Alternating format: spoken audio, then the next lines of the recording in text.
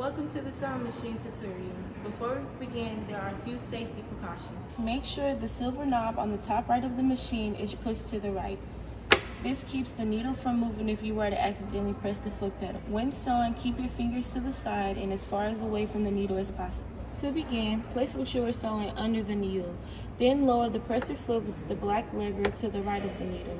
Once the presser foot is down and securely pressing on your paper, move the silver knob to the left.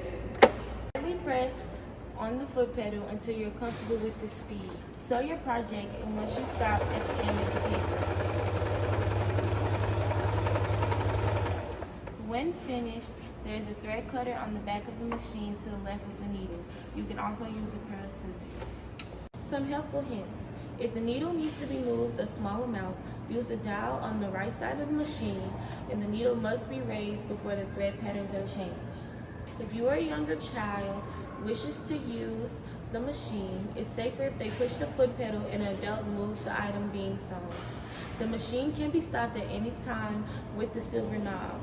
The sewing machine gets jammed, let one of the staff know and we will fix it. Thank you for watching, and if you have further questions, feel free to ask a staff member.